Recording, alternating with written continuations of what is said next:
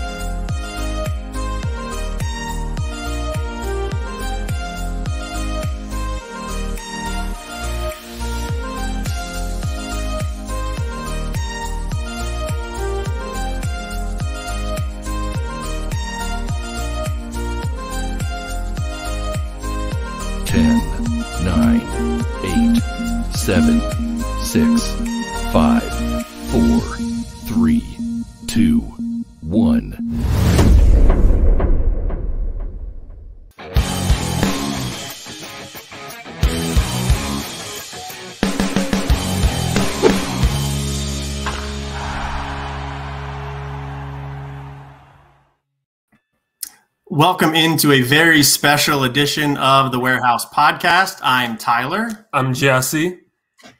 I'm just amazed at that introduction. We need to put something like that together. But as a side note, I'm Eli.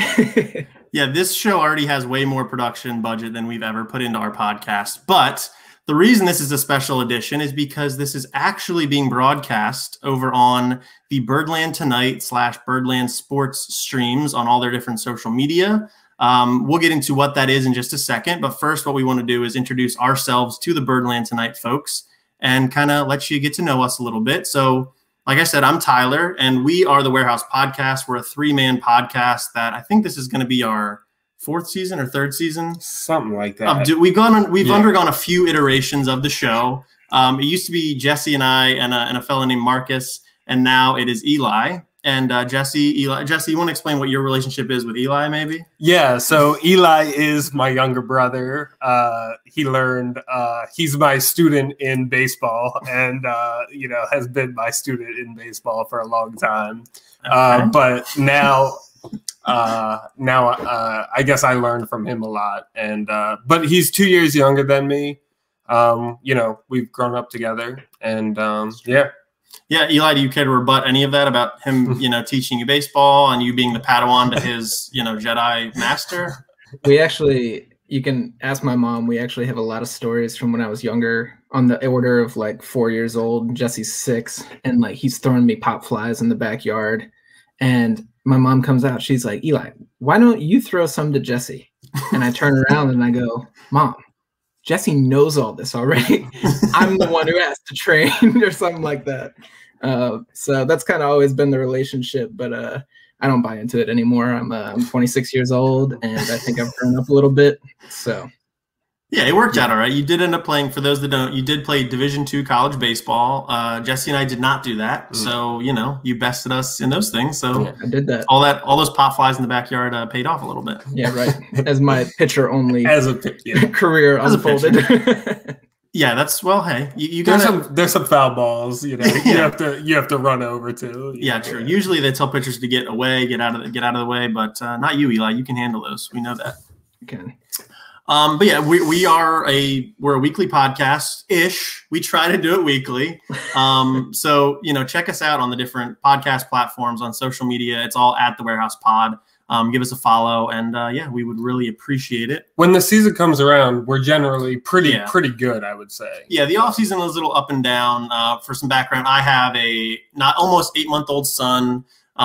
Jesse works and goes to school. Eli's working full time. Eli, I think, is literally a rocket scientist. I don't know if that's your job title, but that's basically what you do. So the launch engineer is what we call it. Rocket scientist sounds better on a business card, I think. But yeah, during the season, we do try to do weekly. And, if you're following Birdland Tonight or Birdland Sports, you kind of know what's up here. The plan over here is going to be to do some post-game shows throughout the season. We're going to contribute to that, as well as a bunch of other podcasts in the Orioles, podcast world. And it won't always be all 3 of us on here, but we're going to try and contribute throughout the season, or we're looking forward to it. Shockingly, we are looking forward to the 2021 season. I know it seems hard to believe. Eli, you were texting us the other day saying you said you felt an interesting tinge of emotion. Yeah, it was this thing. It started with an O, and it's called optimism. And it was a pretty weird thing. You know, my optimism is relative on the grand scheme of baseball because I think, you know, we got a chance to be a 65-70 win team. And on the larger scale of things, that's obviously, it leaves something to be desired. But from where we're coming from, I think that would be pretty delightful. Yeah, no, I mean, it's been a pretty positive spring. I know Jesse doesn't share our optimism, I feel like. Well, no, I do. Our optimism is the Orioles don't lose 100 games. I think it's a little higher than that. But we're going to get into that next week, actually. Right. So if you do subscribe, because we've got another week until the season starts, next week is going to be our season preview pod, which I'm sure a lot of podcasts on here are going to be doing. But if you want to get win-loss totals, predictions for the season, go subscribe to us, and we'll talk about that stuff next week. Right. Cool. All right. So what we're going to do today is Eli kind of said it succinctly to us via text and stuff before we were getting ready. We're kind of going to do a state of the Orioles type of thing because this week a lot of news has come out about the rebuild and positivity, optimism, positivity, all these good words surrounding the Orioles this week. We're going to get into all of that. But before we do that, we have to drag Jesse a little bit because what we did well, go ahead. Well, I was just going to say give it a few weeks and then we might be in different situations. Yeah, you may be totally right. Right, exactly. What you said about this. So basically what we did last week, go check out last week's episode to get the full story here. But what we did was we tried to predict what the opening day lineup is going to look like. We won't go through who we all had in there, but none of us had the exact same lineup. They were all slightly different. So what we did on our Twitter page, the Warehouse Pod on Twitter, plug, I posted a graphic on there of our 3 different lineups and then put a poll question. Whose lineup do you think is most similar to what the Orioles would go with on opening day? And there were 3 choices, obviously the 3 of us. And then one was they're all wrong.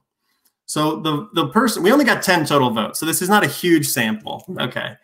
Out of all of Orioles fans. I think it accurately represents, what it's probably fair. Think, So of the 10 votes, Eli received 4 of the votes. That was a weird move. And then the best I could do in a seat, sitting here, yeah, having to stay on the screen. Tied for second place was me with 3 votes. And they're all wrong with 3 votes. So now if you do the math in your head, 4 plus 3 plus 3 is 10.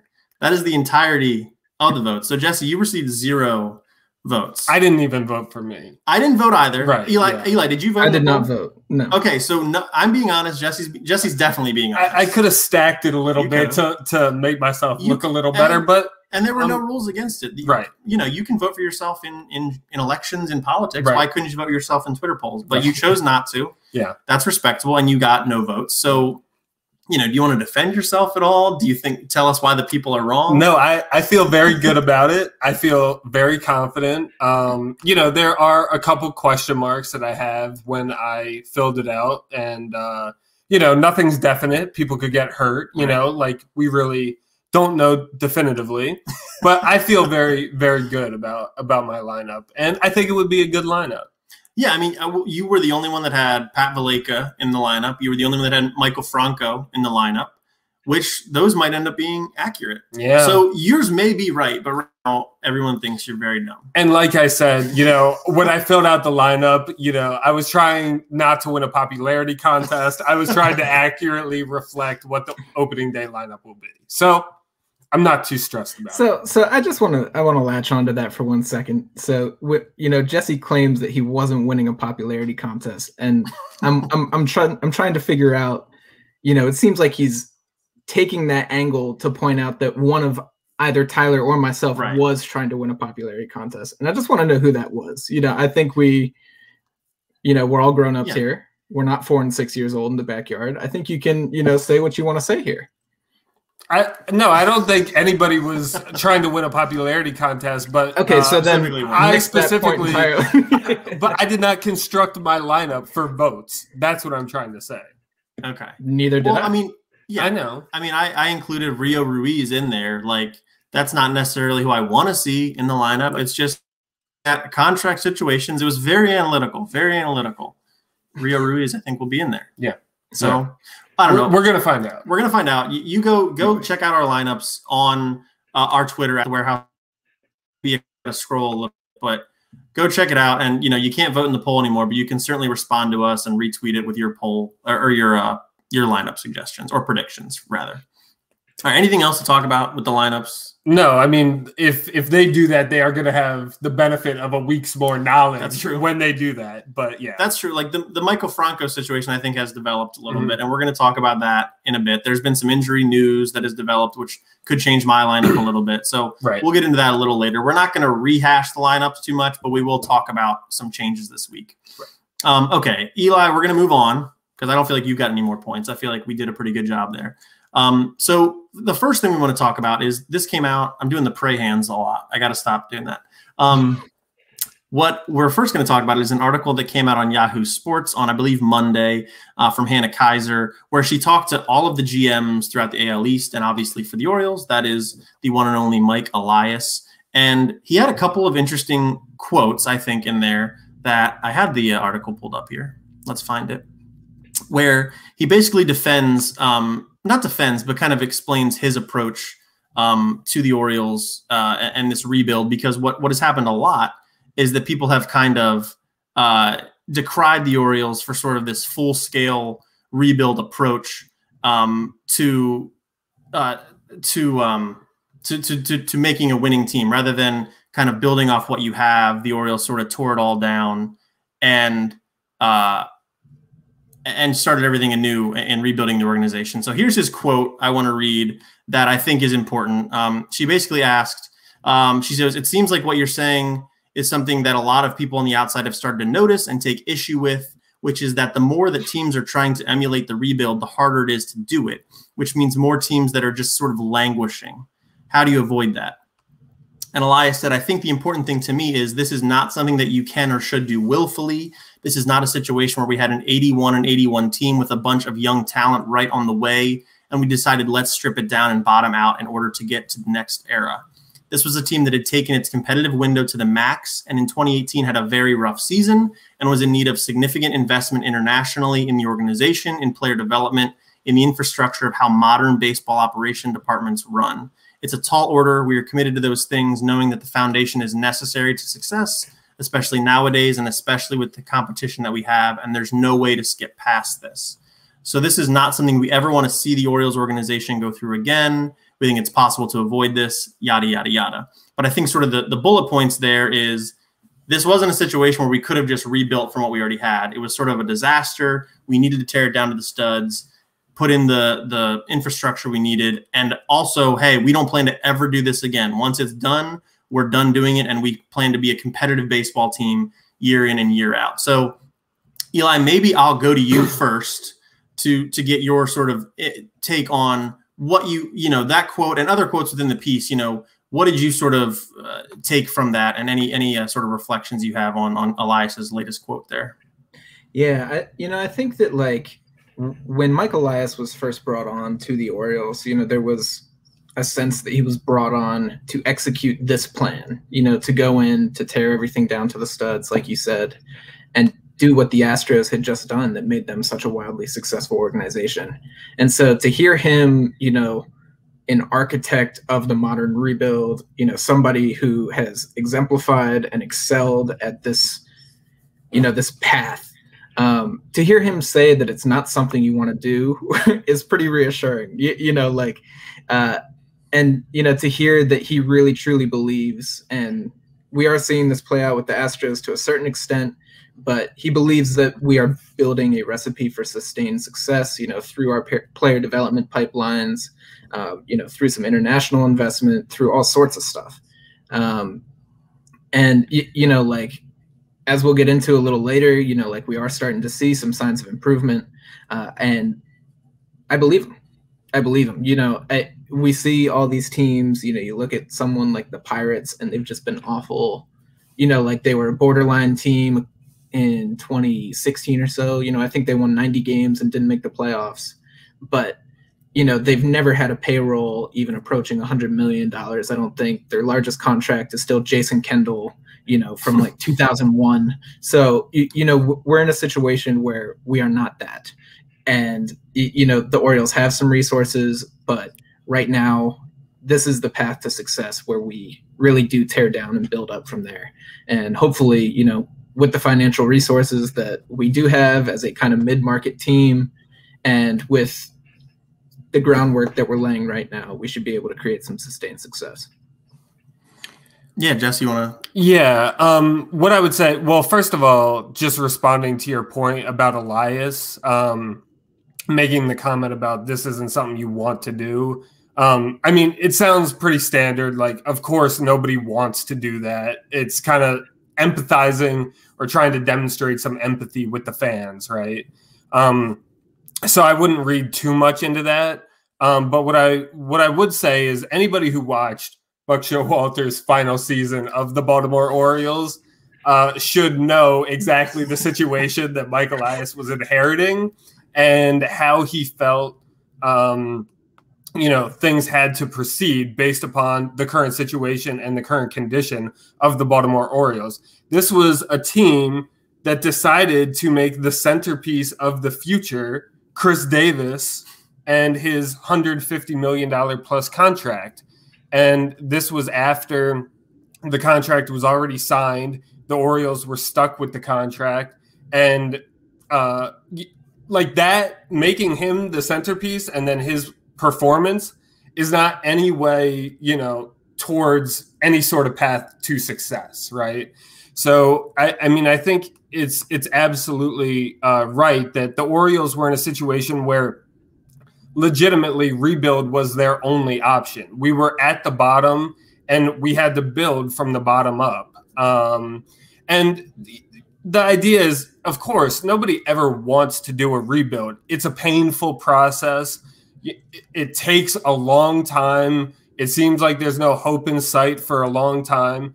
But over time and gradually, and the Orioles are starting to see this now, you see some flashes of hope. You see some a light at the end of the tunnel. And the Orioles are clearly going to emerge out of this thing, it seems to me, a pretty good baseball team year in and year out. And nobody ever wants to rebuild. Everybody wants to be somebody like the Tampa Bay Rays, right? Who just continually are competing for a second wild card spot, a wild card spot, or the division, who consistently find the right pieces, trade the right guys at the exact right moment, finagle these other front offices to get exactly what they need. Everybody wants to be that. And that's kind of the vision for what Elias has moving forward, to be a competitive year in and year out team, and to not, of course, at some point the Orioles will probably undergo another rebuild. But the idea is that we kind of keep it some in, some out, and we keep it consistent. We balance immediate talent and future talent on a really effective level, and we stay competitive all the time.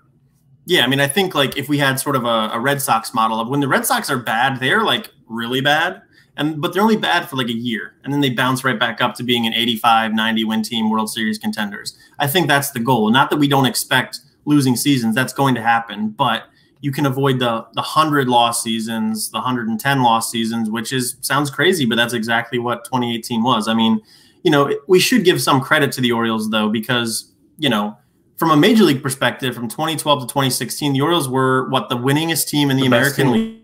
And what they did to get there was they traded a bunch of their young pieces to get talent that won now. That's like they traded away Eduardo Rodriguez, top 3 pitcher in a rotation. They traded away Josh Hader, who's one of the best relief pitchers in baseball. And I'm sure there's more guy. What's his name? He was with the Brewers for a long time. Zach Davies was a nice pitcher that they traded away.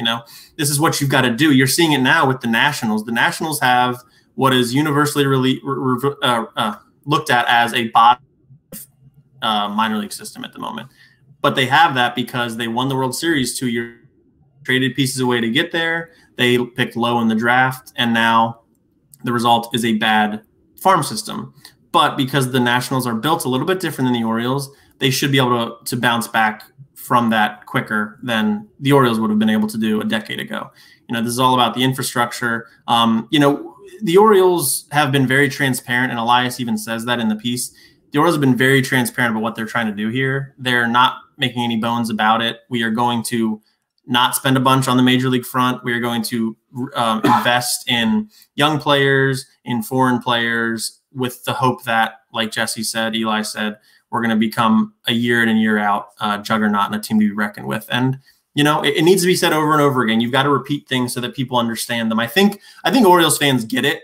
I don't feel like I hear the call coming from inside the house too much. People get it, but there's a lot of national talk about why are the Orioles sucking so bad and why this is a disgrace. Whereas there's other teams that are in far worse situations. The Colorado Rockies deserve 10 times the spite that the Orioles get. The Rockies are gutting the team and also not investing in the analytics or international or any of that stuff. So all hate the Orioles get, it should be diverted to other organizations, in my opinion. So I appreciate Elias sort of reaffirming and repeating what he's been saying already. And once we have a winning baseball team, we're going to prove that this was the way to go, I think. Well, so that kind of leads me to the next point, though, is he basically said, this is the only path we really had. Do you buy that? Do you think this was the only path the Orioles could have done? Absolutely. Okay. There were no alternatives. I mean, of course, we could have just neglected the future entirely and put a little better baseball team together at the time, signed a bunch of free agents, spent a bunch of – but, what's the point in doing that, right? The idea is to not have a good year or on any one given year to get the absolute maximum number of wins that you can. The goal is to create an organizational team that is going to be good consistently. And that was the only way to create that. And the Orioles had so many limitations from the previous team and from the previous era like this that, there was only really – this was the Orioles' only option. Okay, Eli, do you agree with that? I fully agree. I mean, you can make an argument for you can always go buy free agents, and the Orioles are not a poverty franchise. They have the money. They've shown it in the past. The Orioles used to raise payrolls in baseball. Now it was a different era. It was 20 years ago. But then even in the early 2000s, 15 years ago, they had the whole offseason with Palmeiro, Javi Lopez, Miguel Tejada. The Orioles have shown a willingness to open up the checkbook and write a big check to some really good players. But what did it get us? We had the 2005 season that was really exciting for 80 games, half a season, yeah. And then it fell apart. That's not where we're at. And then they were terrible anyway for the next 7 seasons. So I want that 2012 to 2016 feeling every decade for 5 or 6 years. I'm okay with a couple losing seasons a decade, but I don't want to do this 5-year thing again. And I appreciate Elias saying the plan is to never do this again. This sucks. We all agree that it sucks. But look, I helped this happen in Houston. They're pretty good now, trash can or no trash can. We can do it again in Baltimore, a little bit different, hopefully. So, yeah, that's about all I got on the Yahoo article. Anything else you guys want to add before we move on? I guess a little more authentically. Authentically? Yeah. What do you mean? In terms of the Orioles doing it better, more authentically. We'll just hit the trash cans with crab mallets. People don't forget though. There was a story this week, I think, while Alex Bregman was batting at a spring training game, a security guard was banging a trash can or whatever. Right, that's right. I heard that too. People don't forget. An actual stadium employee. Yeah. Yeah. All right, so let's move on to some positive news. More positive news, really. I think it came out the day we released our last episode, but after we had recorded. MLB Pipeline, I think they're the last ones to release their rankings of the different farm systems in Major League Baseball. I think it was it Fangraphs or one of the big ones had the Orioles at 7th overall. Pipeline has, I think it was Baseball America had them 7th overall. Pipeline released theirs, and they have the Orioles in as the 5th best farm system in Major League Baseball. We've got a quote here from Jim Callis, who says, "I know it's been rough for Orioles fans recently. The big league club has not been that good." That is an understatement. But better times are ahead. The farm system has some reinforcements on the way. Of course, it is led by number 2 overall prospect, Adley Rutschman, who I just saw today is almost the same odds to win Rookie of the Year this year as Ryan Mountcastle, which that's insane. That's not that happening. makes no sense whatsoever. Absolutely. Yeah. And no mention of Ramon Urias at all. He's a rookie. He could win it. He could win it. Yeah. What about Keegan Aiken and Dean Kramer? I know. Well, we'll talk about them here in a second. That's true, but yeah, I mean that's big news. The Orioles are like a legitimate, really good farm system now. Like, how did you? I don't even know what to talk about here. How did you guys, Jesse? Do you want to talk like how you feel about the Orioles having in MLB Pipeline's opinion, a top 5 farm system? I mean, it feels different than we felt in the past because this was never the Orioles blueprint.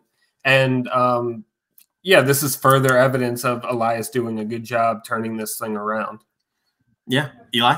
Yeah. I mean, to say that we have 5 prospects in the top 100, that's like the average. If there were only 20 teams in the MLB, there are 30, so we have that high level of talent. We're getting a lot of like good remarks for the depth, especially in terms of our pitching. That's a credit to Chris Holt and Elias for the analytics that they've employed in our pitchers' development. But on top of the Grayson Rodriguez and DL Hall, we've got the Baumans, the Lothars, the Wells, a lot of like high AA, AAA types who are pretty close to the major leagues and pretty close to the major leagues in terms of talent. So on top of that high upside farm system that we're developing and that the top 100, list shows, we're actually developing some depth. And I think that might be the thing that's even more exciting to me is, it's a mystery how the Orioles are going to get through this year with the pitching staff that we have. But then at the same time, it's not a mystery at all because, somebody gets hurt, one of those guys comes up. Somebody's struggling, another one of those guys comes up. We got 3-4 guys who are ready to step into the major leagues pretty much at any time. And that's a definite credit to Elias, Chris Holt, and the development pipeline as a whole. Yeah. Yeah, no, I mean, it's Matt. I think they did say that this is the highest the Orioles have ever been on MLB Pipeline. I think MLB Pipeline is only like maybe 15 or 20 years old, so it's not like, a crazy lengthy, run of time there, but still really impressive. And I don't know, what the correlation is between, let's say what your pipeline ranking was 3 years ago to where you finished in the standings this year. But, the Rays recently and still do have a really good farm system according to Pipeline. They were in the World Series last year. The Padres this year and recently have had a really good farm system. They are, you could call them NL favorites. The Dodgers are still there, but the Padres are right on their heels. The Orioles at, the 5th best farm system, not saying they're going to be the 5th best team in baseball 2 years from now, but you would imagine that puts them on track to be a contender without a doubt in a couple of years, which is really encouraging. And your point about the pitching is a good one, Eli, that, I think this year we can all agree is probably going to be a pretty rough year for the pitching because, yes, there's the young guys that can step in, but when will they step in? When are the Orioles really going to feel comfortable to turn to those guys? I'm not so sure when that's going to happen. I think we're going to see a lot of Matt Harvey, Felix Hernandez if he's healthy. You might see some Wade LeBlanc in there. But these rankings kind of show, that the Orioles have reinforcements on the way, like Callis said, and it's pretty high-quality guys. They're not all going to be Jacob deGrom, but, if you can have a bunch of 3 or 4s in there and maybe one ace, you've got a pitching staff that's better than anything the Orioles have had in what? 20 years since Mike Messina left. I mean, long time. Seriously, they cobbled together a decent staff in 2014, but it wasn't any hot shots, Yeah. So pitching is a thing the Orioles haven't had, I feel like my entire life. Right. And I mean, we're closing in on 30 here, Jess. So it's a long enough time. Yeah. You guys are. Well, you're in your mid-20s, Eli. You'll get there. And we haven't had an ace, since Messina, basically. I mean, Bedard was really good for 1 year. Yeah. And Tillman made the All-Star team, but Tillman probably was still like a 2 on a good team. Yeah. So yeah, I mean, if DL Hall, Grayson Rodriguez turn into like legitimately you got to say top 30 pitchers in baseball, right? That you have an ace, which is not something the Orioles have had in a long time, right? Okay, let's talk about those players real quick because just real quick, we don't have to think about it too much, but we talked about the top 5 guys, which just so people are aware.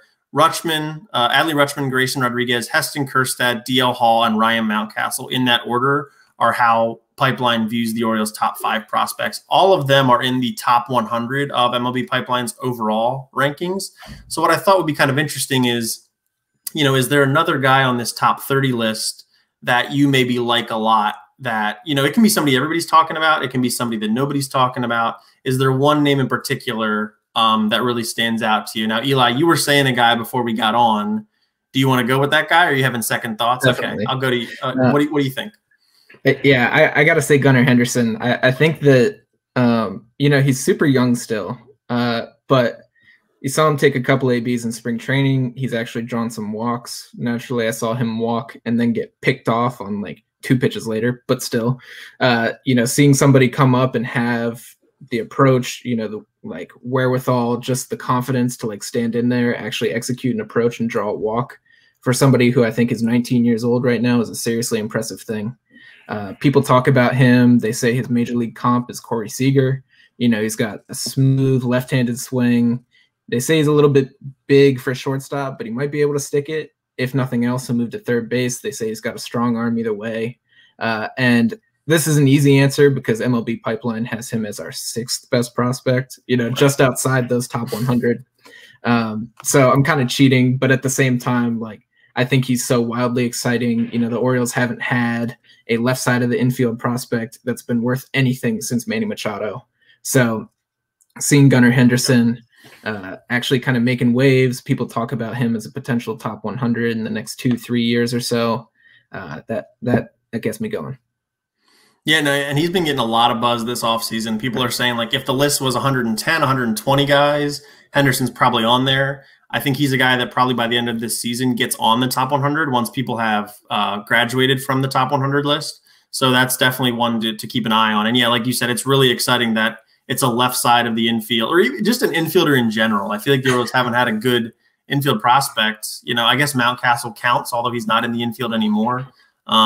So for quite a while. Jesse, do you have one that sticks out to you? Yeah, okay. For me, I'm really excited about Yusniel Diaz. He was the centerpiece of the Manny Machado trade. He is coming to the Baltimore Orioles quickly. I believe that this guy is going to be playing in the major leagues, you know, is going to have a long, consistent career. I feel like he's going to demonstrate a lot of consistency, a lot of reliability in the outfield. And I think we're going to see him pretty soon. So I'm really looking forward to him. Now, would you be okay if we see him because Anthony Santander is traded? Ooh. Well, yeah. I mean, I'd have to like think about that more, I guess. Yeah. But yeah, I don't know. Off the top of my head. No, it's a tough one. We'll see how Santander performs. Yeah, for me, it's tough. There's a lot of guys on here.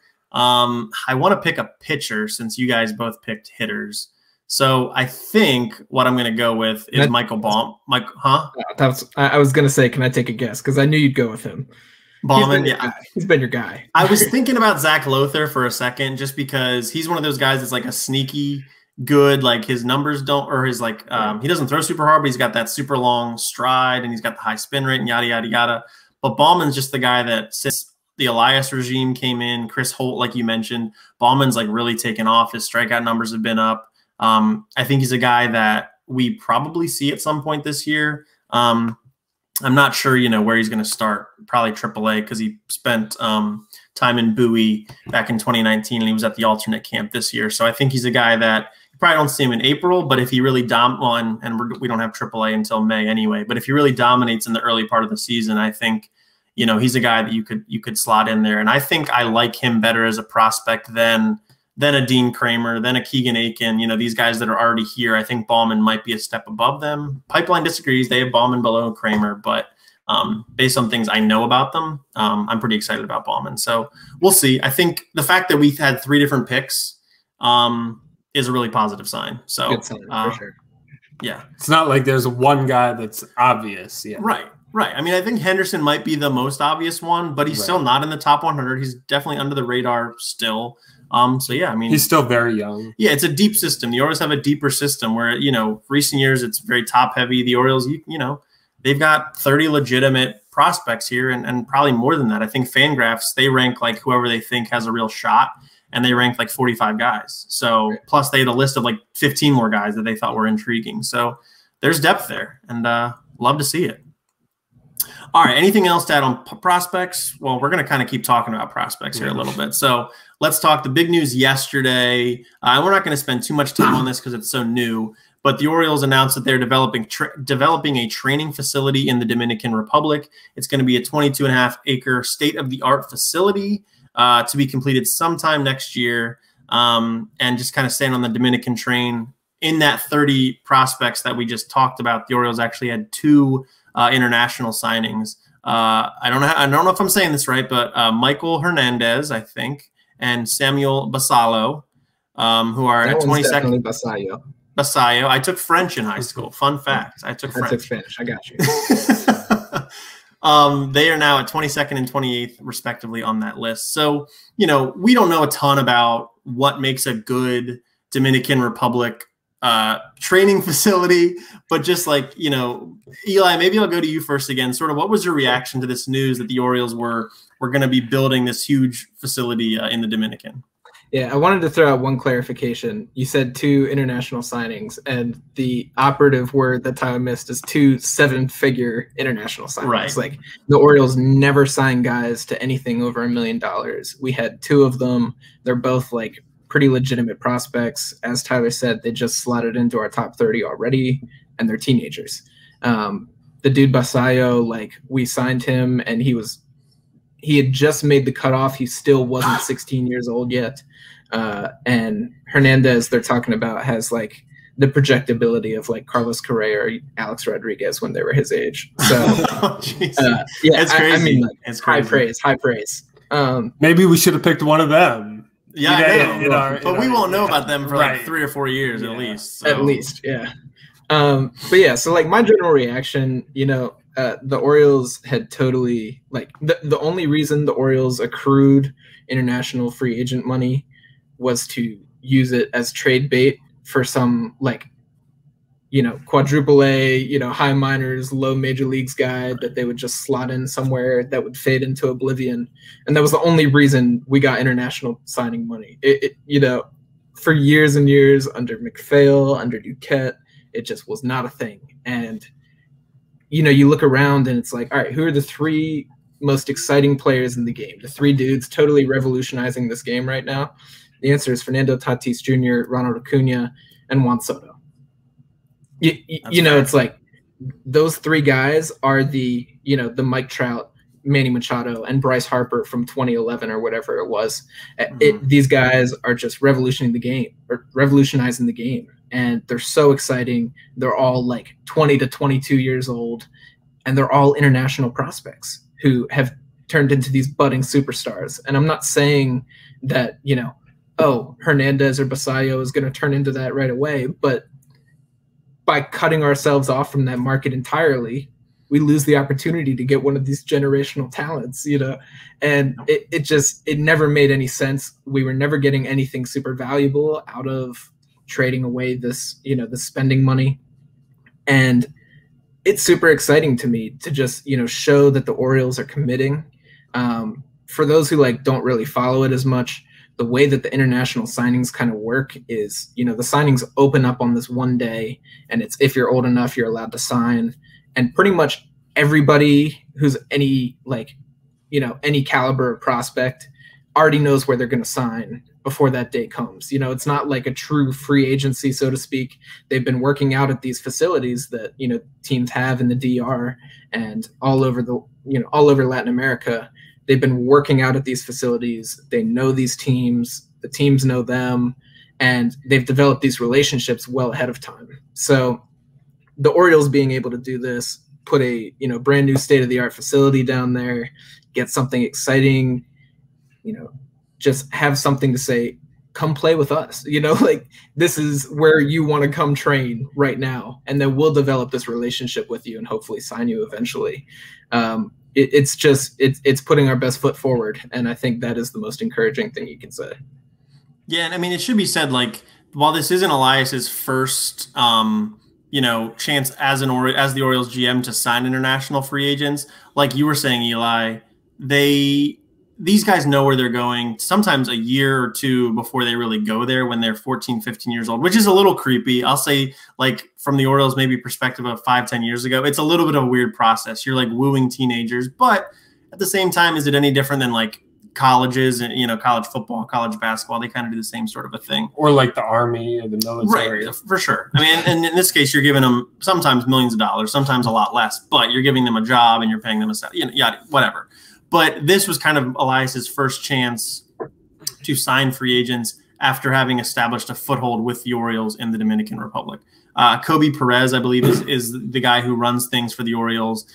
He's been really instrumental in all this, because it's not just the Dominican Republic. It's, all over the place. This is the money allocated for all of international signings, except for some of the weird posting stuff that happens with the Asian players. That's a different situation. But I think this is huge. Jess, did you have any general reactions? Yeah, I mean, I think what you kind of hinted at is really interesting.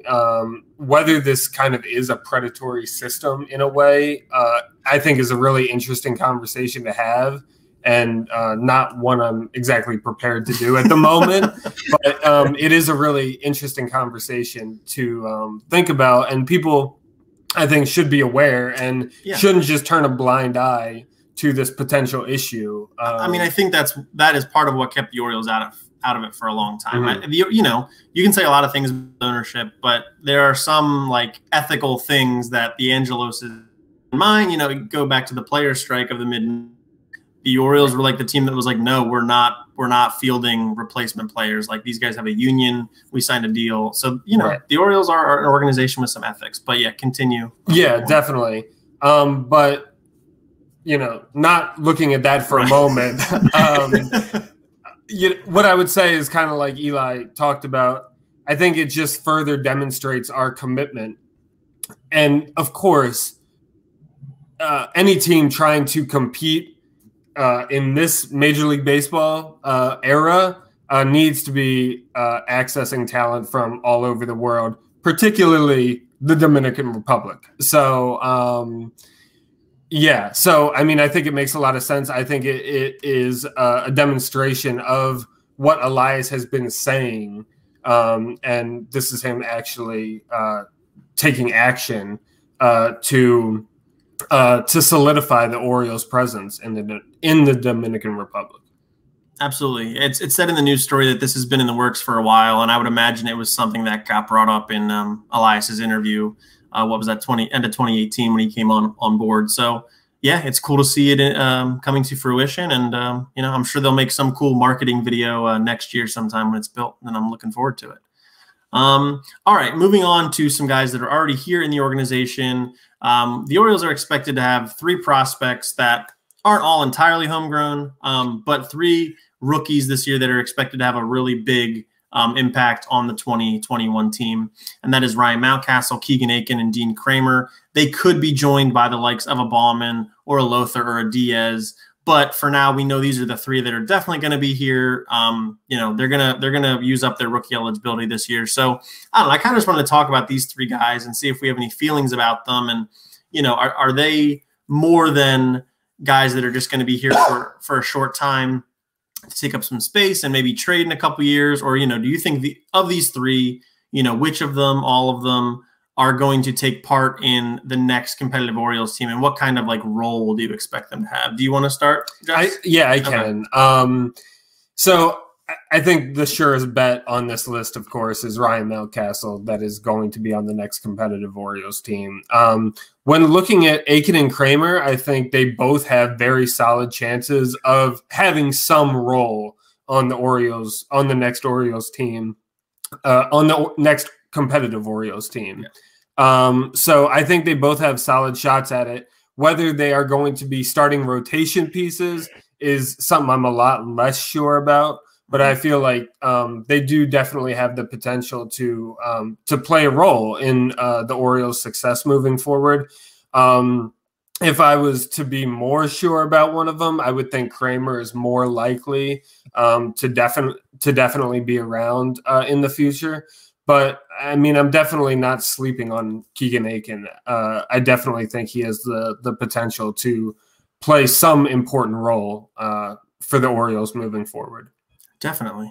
Eli, do you have similar thoughts? Yeah, I actually align perfectly. I think Mountcastle is a safe bet. I think his bat's going to play. I think that's hard to argue with after what he showed us last year. I think that Dean Kramer sort of just has a higher ceiling. You know, he's got some pretty electric stuff, especially that little cutter slider he's been developing. He's got the mid-90s fastball with the wipeout breaking ball, along with that cutter. Aiken is a phenomenal pitcher in his own right. Don't get me wrong. You know, I think he is going to come along nicely. I think he's going to be a nice little like 3-4 starter in the major leagues. But I think he just has less upside just because he doesn't have that electricity to his stuff, you know? Yeah. Aiken is kind of an interesting one that I almost see some value in him as maybe like a bullpen piece because he does strike out guys. He's a guy that I feel like struggles to get some length in the game. And I think maybe you put him in the bullpen full time and say like, focus on these 3 outs and he could ramp it up a little bit. Whereas I don't know if I see that from Kramer. I think Kramer's a better rotation fit. But I think I see him as like a back end. I could see him as like a Chris Tillman type, you know, maybe with, I think that's fair. Chris Tillman was a pretty good pitcher, so maybe not quite as much upside as Chris Tillman, maybe a notch below Chris Tillman, but I could see him as a back end rotation piece. Aiken as a really nice bullpen piece. And then, Mountcastle, I think ultimately is this team's first baseman when they're good. And that's kind of like a heartbreaking thing to say because I Mancini, but I don't know that the timeline's not lining up correctly. I think he's a guy that becomes a really easy piece in the offseason. If not before that, he's going to have a year, a little more maybe, of team control left. A good bat who could go into any lineup, I think, in the league, especially the American League with the DH, and maybe the NL next year if the DH is back. I think any team would want Trey Mancini. So I think Mountcastle ultimately is this team's first baseman just because there's so much outfield talent currently on the Orioles and in the minor league system with Diaz coming up that I think you got to kind of make room. And he doesn't really play a good left field anyway. So, yeah, I think all 3 of them could have a role. Mountcastle for sure. I think Aiken could have a good spot as a bullpen piece, and teams always need those. And Kramer, we'll see. I want to throw out on the 0% chance that Mike Elias is listening to this podcast right now. That is not a Warehouse Pod endorsement of trading Trey Mancini. No. We hate that thought in every way, shape, and form, and the city of Baltimore will revolt. That is all I wanted to say. Right. Well, yeah, and I also don't know how much Trey Mancini isn't worth in a trade, you know, so that comes into effect too. But okay, I mean, if he comes back to 290 with 35 bombs, that's worth a lot. That's true. That's true. And he's a good story. He's a good guy. You know, it's valuable. Yeah. All right. So just looking at like from a 10,000 foot view of the Baltimore Orioles right now compared to where they were, you know, the fall of 2018 when Mike Elias came over, how are we feeling about the rebuild? Eli, you put this on the outline. So you want to kind of kick us off with how you're feeling about the state of the Orioles? Yeah. You know, I was planning on saying more, but I think we've outlined it. And for all the reasons we just talked about, I feel good. I feel very good. I think everything is moving in the right direction, and I am content. A man of few words. Jesse, similar thoughts? No, I mean, definitely more optimistic. Definitely more optimistic than when the rebuild started. I think definitely you can look at the farm system like we just spent a bunch of time talking about, and the farm system. If you're looking for optimism, the first place you would look is, well, what is the farm system like? And the Orioles have a really good one. So I think the other thing to look at is there are a lot of guys that are kind of outperforming expectations, and that is a really good sign too, because something about the Orioles coaching, something about the environment that these guys are playing within, there are forces that are making the players overperform or put something together or, make some sort of connection that makes them a better baseball player. So just the fact that is kind of the environment and the feeling that the players have, and it seems like an optimistic and a hopeful type of environment. Definitely, it's going to be tough maybe for a couple years, but definitely more exciting than where we were at. And we see the progress. Like the progress is actually happening. It's before our eyes. It's not something hypothetical at this point. Yeah, no, I mean, I agree with what you guys are saying. There's not much I can nitpick about what Mike Elias has done to this point. For to your point there, Jesse, it's become tangible. We can see it on the field. We can see it reflected in rankings from Baseball America, MLB Pipeline, that scouts around the world, around the country, however you want to view it, the Orioles farm system is getting better. The Orioles have improved win-wise since Elias has taken over at the major league level. So it's not a complete catastrophe up there either. And now they're investing in the right places, or what seems like the right places. So, it sucks. The losing sucks, but I think things are going in the right direction. I think the Orioles will avoid 100 losses this year. And, depending on where the Red Sox are at, I don't think the Orioles will be run over this year. So I think things are getting better overall. And I'm eyeing 2023 as the year the Orioles really get back into the playoff picture. I don't know if they'll make the playoffs, but I think they'll be in the conversation, which, that's a 5-year turnaround time. I think that's reasonable given everything that's happened.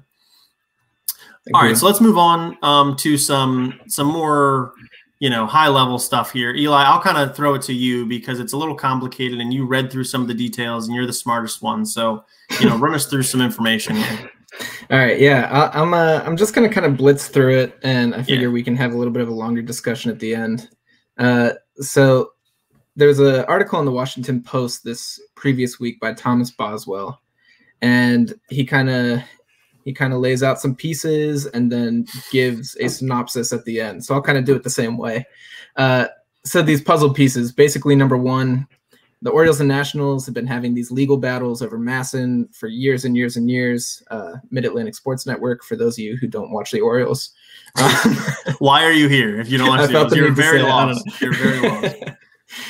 Yeah, so, the Orioles have the controlling stake in the company. When the Nats were becoming a team in the early 2000s, this was one of the things that the Angeloses negotiated. They said, you're taking away part of our fan base, you're hurting us financially. And so the Orioles got the controlling stake to the TV rights. And so the Nats are not currently, they have sued them for about $100 million in losses between 2012 and 16 because the Orioles are being manipulative because everything's a business. The Nationals have won those lawsuits. The Orioles have continued to appeal. Most recently, the New York Supreme Appellate Court ruled against the Orioles in 2019. Now the Orioles are appealing again, naturally. But at the same time, the Orioles have set aside about $100 million in escrow. So they are tucking the money aside. They are expecting to lose, and it's probably just a matter of time until they do. Yeah. Next puzzle piece. So Peter Angelos, the Orioles owner, also, if you're not an Orioles fan, Peter Angelos, he is 91. Allegedly. We haven't seen him in a while, but he's around. Yeah. He's been fading in health. His sons have largely taken over the day-to-day operations of the team.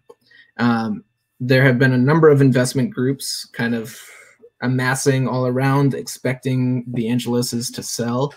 That being said, capital gains taxes on the Orioles would go down significantly once the elder Angelos passes away, which is a factor, as crappy as that is.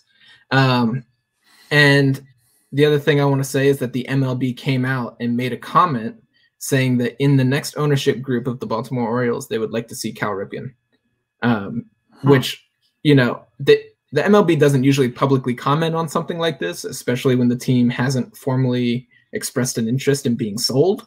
So that was interesting to see. So it feels to me like there's some background movement there, that somebody's talking to somebody, and it's just not in the press yet. That being said, John Angelos, the son who's more involved with the Orioles, was being interviewed about the Orioles. The question came up of, are you selling, da-da-da-da-da. And he said, the Orioles are staying in Baltimore. We're a Baltimore team. They've been in Baltimore for 66 years. They will be for 66 more, da-da-da-da-da. He said all this stuff, but he didn't really make a comment on whether the Orioles are being sold or not, right? Which was the interesting thing to me.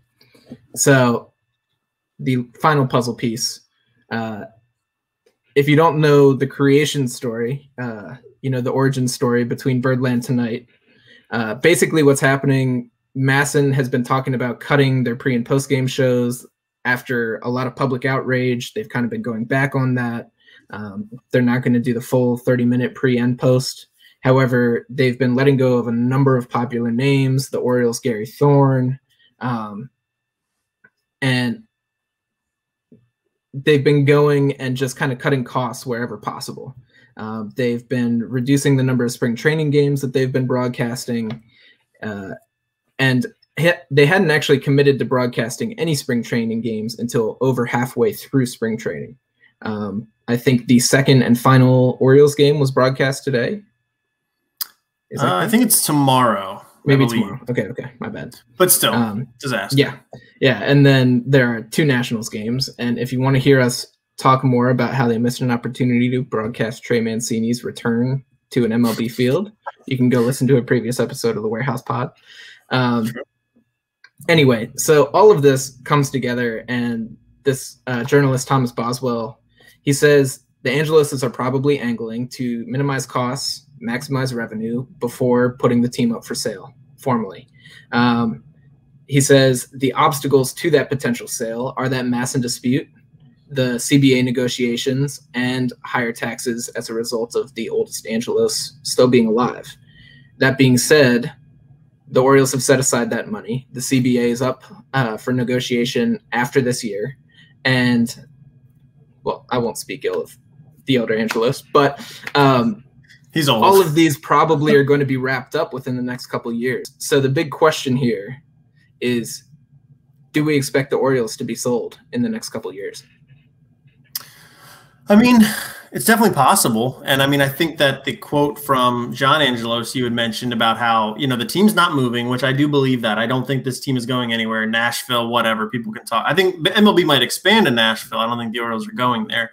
The fact that he didn't specifically say, like, we're going to keep owning the team, and all this other stuff, it's definitely a possibility. And, I'm not sure that I hate that. I don't love it. I'm not one of those guys that is I don't blame the Angelos family for all that ails the Orioles. I think a lot of it's a lot of different factors. So, no, I think it's definitely a possibility. And the fact that there's been so much confusion in who is doing things these last few years. MLB wanted clarification on what was going on. MLB's kind of getting involved now a little bit. Cal Ripken hasn't always had the best relationship with the Angeloses and the Orioles franchise organization since leaving the playing field, 20 years ago. And they want to get sort of those good feelings of the Cal Ripken era back in. I think it's definitely a possibility. And, teams get sold sometimes. I just would imagine there would be some sort of stipulation there that, they need to be Baltimore-based, which I think brings the Cal Ripken component into it. And, that they're not leaving Maryland. Jess, what do you think about it? Yeah, I mean, it's definitely possible. I think with Peter, maybe maybe dying soon. You're trying to find a nice way to say that. Well, yeah, I mean, I also – he's going to die. Yeah. I know, I hear you. But with him potentially dying soon, he bought the team, right? It wasn't his kids that bought the team. So his kids have kind of inherited this role. So it kind of makes sense that, especially when he's no longer here, they might have different interests. They might not want the responsibility of owning a major league team, and they would rather just wipe their hands clean of the situation. So, I think it's possible. We're going to find out. I agree with Tyler that I think there's 0% chance the Orioles are going anywhere. Baltimore has one of the best cities for baseball, one of the best markets for baseball. And it would be foolish to move the team and try to build up they would never be able to build up the loyal fan base that they already have here in any other city, especially not in any immediate future. So I think I'm not even worried about that. I don't think Oriole fans need to worry about that at all. We've been here since 1954, and I don't think we're going anywhere. So, yeah. Yeah, no, I think, Eli, you want to go with your point? Yeah, I was just going to kind of continue on and ask, like, so, we heard all this big hoopla about, the Mets being bought by Steve Cohen, how he was like coming in saying the Mets are going to be a juggernaut again. He goes out, gets Francisco Lindor. He's working on an extension. I mean, do you think that if the Orioles are sold, that would have any implications on the on-field product? Yeah, I mean, sure. I think there's that possibility. I'm not necessarily interested, and I don't think Baltimore would adapt well to sort of that talking head, very public ownership style. It's a New York thing for sure. It's a New York thing, but also there's guys like Mark Cuban in Dallas, although Cuban wanted to get involved in Major League Baseball. Jerry Jones in Dallas. It's a very football thing. There's a couple football. Al Davis used to do it with the Raiders, and his son Mark Davis still does it a lot. I think Baltimore fans appreciate, they've got a football team in the Ravens that Steve Bisciotti is seen like once a year. I think that's an ownership style that the Orioles fans would appreciate.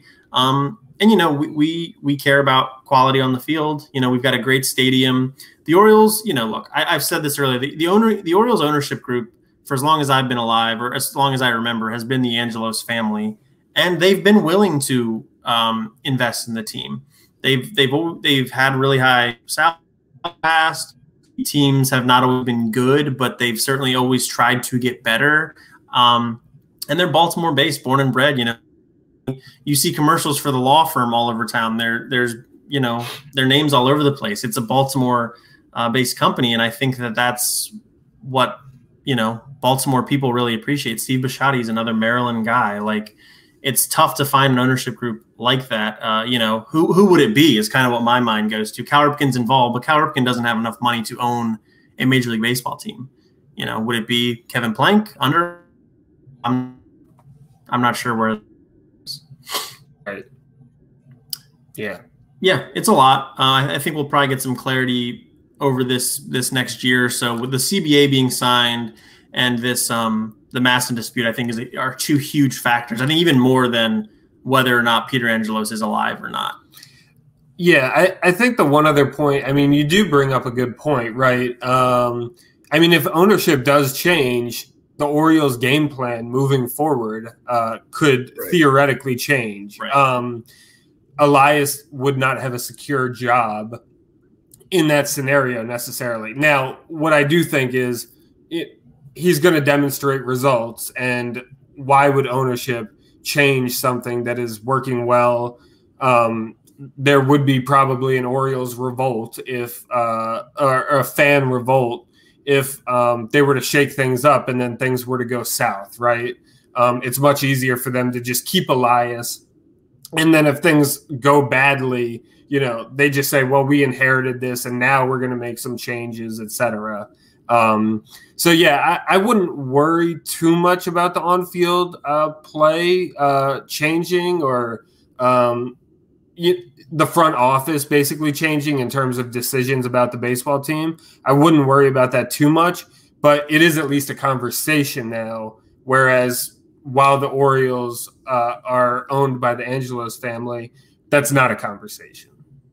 Right. And I mean, look, we can't expect Mike Elias is going to be the Orioles GM for the next 30 years. It just doesn't happen very much. Brian Cashman's been with the Yankees forever, but like even a guy like Theo Epstein he's bounced around, and now he's not even he's not a GM anymore. There's really good GMs that leave jobs sometimes. So, you're right that Mike Elias might leave, but I'm not sure if that's necessarily going to be impacted by an ownership group. I think most of the time ownership changes don't impact the play on field too much, especially in that first season or two. Right. I think they want to get in there, get their feet wet, get used to the water, and then maybe start making some decisions. Exactly. Yeah, they're not going to come in and just start changing everything immediately. I mean, even Elias, the first trade deadline he was in charge went by and he didn't really do anything. And it took him a while to actually start making decisions. And that same principle applies to ownership most of the time. Yeah. So, I think it's definitely a possibility, but they're going to be in Baltimore, so don't worry about it. Yeah. That's my conclusion. Really all I care about. Exactly. Okay, so anything else to add on that? We're going to just move on to some quick notes around spring training. We'll get to some actual baseball stuff, and then we'll wrap it up. John Means was named the opening day starter. Did that shock all of us, basically. No, I was blown away personally. This is the second year in a row Means has been named the opening day starter. He didn't get to make the start last year. It was Tommy Malone, former Oriole great, that made the opening day start last year, which feels like a joke, but it is not. A joke. It's so funny. It has to be a joke. Hey, then we got 2 prospects, or the Orioles. Sorry, not we. I'm not on the team. The Orioles got 2 prospects from the Braves for him. So who's laughing now? Yeah. That's awesome. But that's awesome for John Means. I think I'm excited about the season he's going to have. I think he's shown me enough at this point. There's enough talent there that I think maybe he's not an ace, but I think he's like a good mid-rotation piece on a good team. I think he's putting himself in position to be an important cog in this Orioles machine. Okay, the next one is a little bit more of a bigger deal, I think, is Brandon Hyde has confirmed that he is going to go closer by committee, at least to start the season. So no Cole Sulser coming in the ninth. Well, he might come in the 9th inning, but it's not going to be every single night. So, Jesse, what do you think about the approach closer by committee? I think it makes sense for a team that doesn't have a clear closer. I think that's basically it. So we got to experiment and figure out who's going to do it. Okay, but you think that once we figure out who's good at it, we should have a dedicated closer eventually, not right away. Well, I always think that it can change, but if you find someone who is well established in the role, who's doing a good job, who you can rely on to get the final 3 outs, very consistently, then why would you not do that? Okay, fair. Yeah. Eli? Yeah, to me, I agree with the approach off the bat like Jesse does, but I'm all for sticking with it. I think kind of the modern revolution in baseball is that you play like the odds of who is going to be the best pitcher against this hitter and the hitter after him and the hitter after him. And that is the only question, not like, well, what inning is it? I'm not too concerned about that. Like your best chance to get a guy out is the guy that gives you the best chance to get a guy out. So whether that means Tanner Scott comes in the 5th inning, whether that means that, Dylan Tate works from 6 to 7 and Hunter Harvey, whenever he gets healthy, Hunter Harvey could come in the 3rd inning. If that's like when we need, that might be an exaggeration, but when we need outs, you put in the best guy to get those outs. I was going to say, you still, even though what you're basically saying is true, you still have like back end guys and middle relief people. And the reason for that is, when you get to the back end guys, the better guys, it's deeper in the game and you're more sure and confident that you can win that game. So rather than putting someone in, you don't use your closer or your best relief pitcher in the 6th inning because there's still a lot that could happen.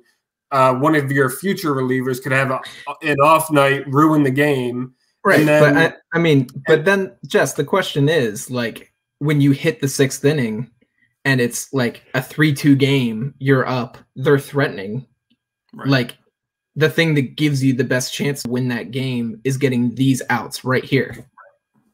So then, that's where I say, yeah, like, if it's the Tampa Bay Rays, put in Nick Anderson. Like, he's going to get mocked for the Blake Snell game, and that was an atrocity, of course, don't get me wrong. But like, that's the methodology is – he is, 96 coming from, about 12 feet off the ground. And, it's electric. So you bring him in when you need to get those outs. And he was coming in against the top 3 in that Dodgers lineup. And it was the 3rd time those guys were hitting. And they said, we need to get these guys out right now. Put in our best guy.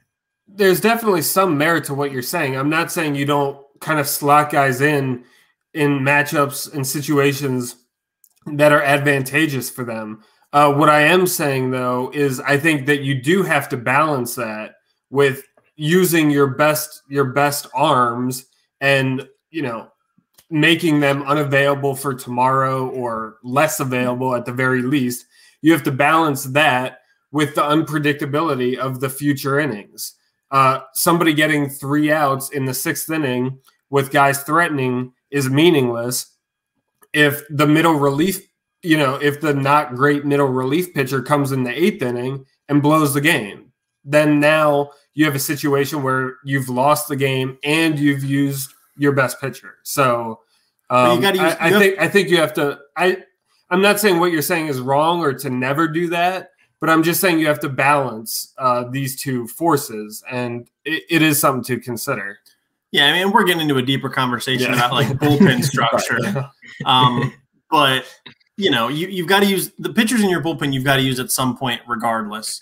I'm a big fan of like the Andrew Miller 2014 approach where like you need an out in the 7th inning or the 6th inning or whatever. Just go to Andrew Miller because you know he's going to get it. Now, it's also a playoff situation, which makes it different. It makes it different, yeah. But the Orioles would do that in the regular season after they got, and that was different too because they got Andrew Miller and he was going to be a free agent after the year. So it's like just use him, right? Yeah, who cares? Which is, you know, right. That's not always the nicest thing either. Right. But yeah, I mean, closer by committee. My opinion on it is I think it's a good approach. Tanner Scott would probably be the favorite if you're going to go with like a traditional closer. I think he's the best pitcher in the bullpen, whether Hunter Harvey's healthy or not. I think it's Tanner Scott. But yeah. Closer by committee. We'll see how it goes. He throws 100 miles an hour, and that stereotypically fits with the description of a closer. And he's a lefty. He also figured it out last year. Right. He was really good last year prior, and he'd been good but had struggles.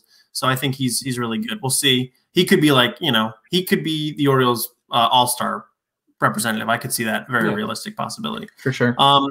Michael Franco, immediately. Michael Franco for the Orioles and actually had a bomb.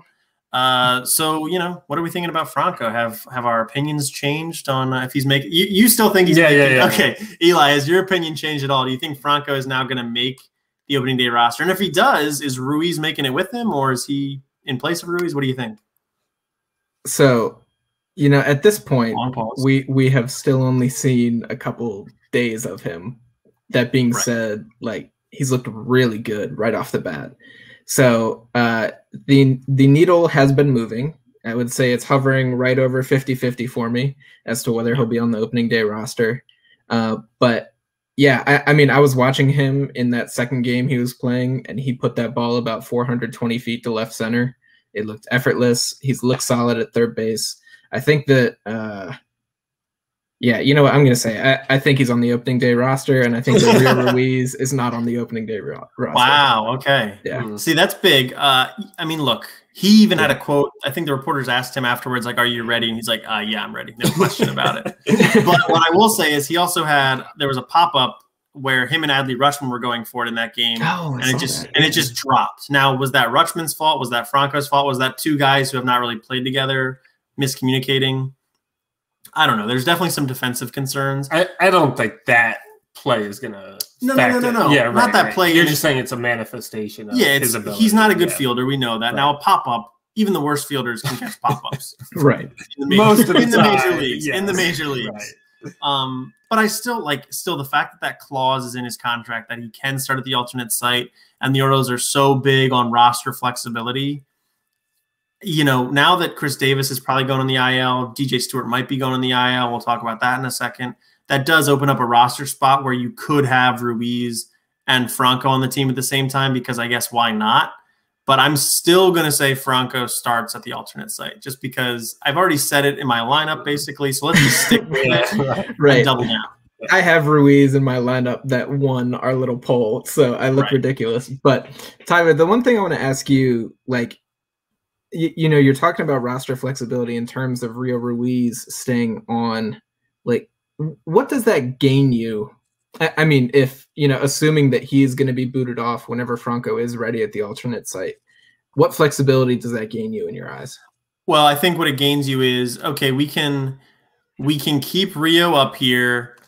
And if there's an injury, maybe we just do keep Rio up here and we can move that person to the injured. I think the Orioles do a lot of that where it's like, let's just stand pat as long as we possibly can until we have to do something. Right.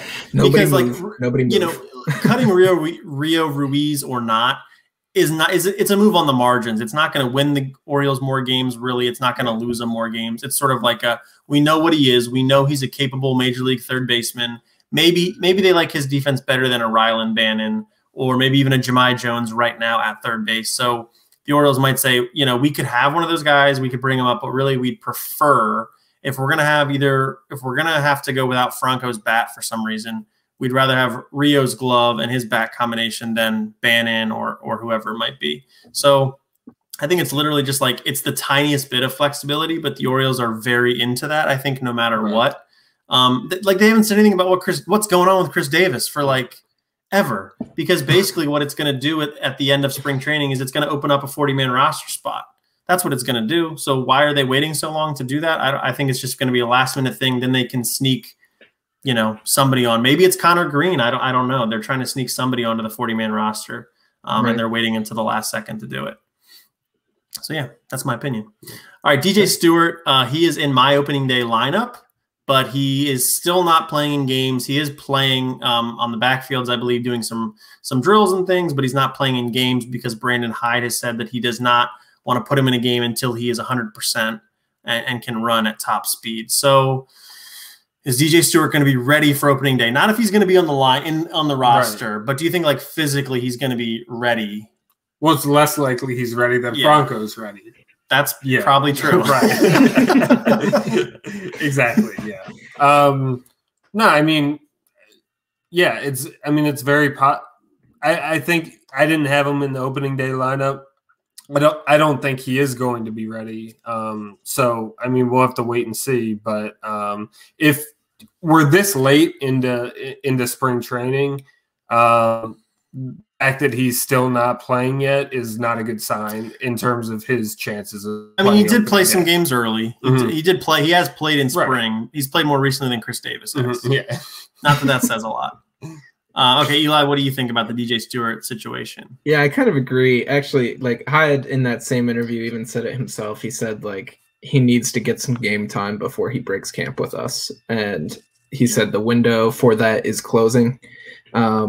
So, you know, whether he's like physically ready and could play in a game, I think at this rate, the Orioles are just going to have to, they'll probably throw him on the 10-day IL and just bring him on slow, make sure the hamstring is fully good. And then I think he joins the Orioles in early April. Yeah, I think that's fair. I think the Orioles really want his bat on the roster. So I think that could be a move that, you put him on the IL for a bit and you bring him up because I think he does add – he lengthens the Orioles lineup. I like his bat in the lineup a lot of days. I think it was Mike Petriello who just put out an article about like 7 hitters you've never heard of that you should watch. And DJ Stewart was one of them, which was pretty interesting to me. But he talks about like Stewart's ability to barrel the ball. You know, he hits the ball hard. He talks about his ability to draw walks. He talks about how absurdly often he strikes out, which is definitely true. But he says he's got a legitimate shot to break out. And, you know, we've talked about him on the Warehouse Pod, come follow us, as a 3 true outcome guy. And, you know, I think he's definitely got potential there. I agree, Tyler. Yeah, so it's a hammy, and they're going to get it 100% right, and then I think he's going to spend the whole season with the Orioles if he's healthy, which has been a huge issue in his career. But, we'll keep an eye on it. And then, of course, Chris Davis, we just talked about him. Brandon Hyde says it is a possibility, which he said a lot, that he heads to the 60-day IL. Do you want to talk about that? Do you care at all? I mean, not really. It's very predictable that this is his current situation. I really think it's a matter of time until he's released permanently.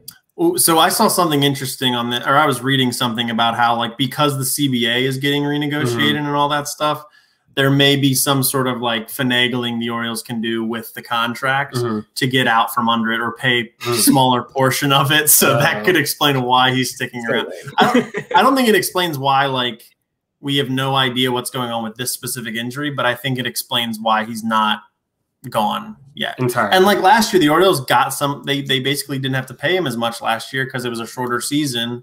Salaries were smaller. So like, there's that whole element. So would it be possible that the Orioles come out worse though after the negotiations? Would have to pay him a little bit more? I don't think they have to pay him more because they've already signed the deal. Right. They agreed to the contract. Right. I'd have to find the article or whatever I was reading exactly, but I believe that's my understanding is like the CBA is up after this year and there's some redoing that could be done to get some money off the books. Yeah, Chris Davis, whatever. I think he needs to go to the IL, open up that 40-man spot. Eli? Yeah, I mean, the biggest thing to me is like we've seen.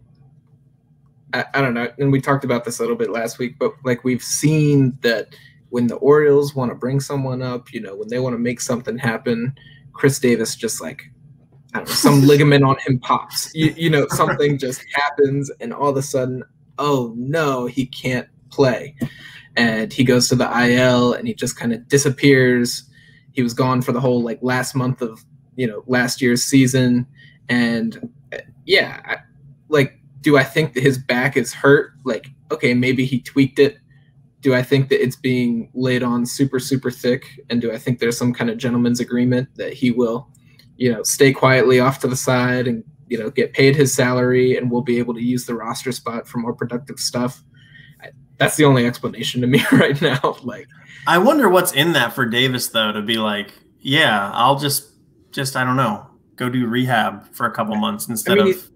He stops like tarnishing his name. Like every second he spends out there hitting 140, it is just like more time that people look at him and, yeah. Yeah, I mean, I think though, I guess that is fair because at this point, I think it's become like an accepted thing. It's not even funny anymore. It's just like, right. Yeah, he's legitimately, if not the worst player in baseball, a bottom 5 player in baseball, and he also gets paid a top like 50 salary in. So it is what it is. But it's so far beyond that. I mean, at this point, like with the amount that he plays, it's pretty easy to argue he is the least productive player in baseball. Maybe ever. Yeah. Yeah. I mean, and maybe ever, because there's just like, there's no way to avoid giving him some playing time when he's healthy. And like he had, what was it? The 65 at bats without a hit. Like, yeah. It's the longest streak ever. Yeah, it's a joke. Ever. Yeah. It does have to be repeated. Nobody else gets 65 hitless at bats. They get to 20 hitless at bats, and they say you're off the team. Right. I mean, no, it's insane because it does need to be repeated because we do forget about it because it is just so. It's just an accepted fact that the Orioles just happen to have what might be the worst baseball player. Not ever because he did have some really good years, but just these last like 3 seasons, it's like the worst 3 seasons ever. And there's some like dead ball guys that would hit just like the most atrocious stat lines ever. Go back 100 years and look at some of those stat lines, and he's like worse than them. And they were like spitting on the ball, and yeah. And the gloves were like, I don't know, the gloves didn't have fingers. They were just like a piece of leather. Yeah, it's absurd. Yeah. Well, yeah, and I mean, in all seriousness, though, it really is like a sad thing to have watched his decline because, like you said, he was a great hitter for several years and was a big MVP part. Candidate. Yeah, exactly, and was a big part of the Orioles' success. So, I mean, this is just he's totally unrecognizable when the rare times he is on the field from his former self. Yeah, I mean, he's one of the very few players, like, I don't know. I don't say this lightly either because I don't ever buy into the, people think like the pros versus Joes thing. Like, yeah, I could go do that. I could go, I could go out there and hit a 3 or I could kick a 30-yard field goal. Like Chris Davis legitimately puts up batting lines that I don't think maybe any of us could do, but like I think you could take any Division I college player who's not good and he could go into the majors and put up the batting line that Chris Davis does. Like it's or a double-A player. Well, yeah. Anybody who's less than a major league level player but plays competitive baseball. We're qualifying this a lot, right? But yes, I think could do what Davis does. Yeah. All right. On that note, we're gonna get out of here. What we want you to do though is go follow us at The Warehouse Pod on Twitter, Instagram, Facebook.com/The Warehouse Pod. We have a Twitch as well. At The Warehouse Pod that we might use for some live streams this year. And also go subscribe to us on whatever podcast platform you use. And we're also on Substack, thewarehousepod.substack.com. If you don't like to mess with podcast stuff and you just want to get the podcasts emailed to you, that is the way to go there. And we also are going to start putting out some written content on occasion, but it's still mostly going to be the podcast. So check us out there. Eli, where can people specifically follow you on social media? Me specifically on Twitter, I'm at Elijah Ginsburg, Elijah, and on Instagram, it's at Ginsy55. Yep. And Jesse, how about you? And people can follow me on Instagram and on Twitter at Juggernaut8678. That's JUGGERNAUT 8678. Very nice. And I'm on Twitter and Instagram at _Ty Young. And also go to CamdenChat.com, one of the big Oriole blogs out there. And I write a couple articles a week there, and that'll be heating up a little bit more as the season gets going. So check us out there. Next week on the podcast, we're going to do a season preview special. I don't know. That was like sound effects that I put in. We're going to make predictions on. Should have let someone else do the sound effects. Yeah, we'll put it in post. We won't do on a live episode. Yeah. But yeah, we're gonna have a season preview episode on our podcast. We're gonna do win-loss predictions rather, maybe some award winners, and we're gonna evaluate the roster decisions because by that point, the Orioles opening day roster will be finalized, I believe, because opening day is 1 week from tomorrow. I believe it's a Thursday, which is a little weird. I think they've been doing that recently. Yeah, I think that's everything. Yeah, right. But yeah, thank you guys so much for joining us here on this very special edition of the Warehouse Podcast. Also follow all the Birdland Tonight stuff. We're going to be contributing to that throughout the season intermittently. Eli, did you want to make a point about something? Yeah, I just wanted to say additional thanks to Josh and all of the folks, helping to put together Birdland Tonight. The dudes at Section 336, they do a great job as well. So thank you for having us. Yeah, absolutely. Josh did all of this stuff. We did absolutely none of it except record these 90 minutes of an episode. So Josh, huge shout out. Thank you for all of that stuff. Yeah, check out at Birdland Tonight and at Birdland Sports on Twitter and Instagram and Twitch to get all of that stuff. But yeah, until next time, we are the Warehouse Podcast. I'm Tyler. I'm Jesse. And I'm Eli. Take it easy.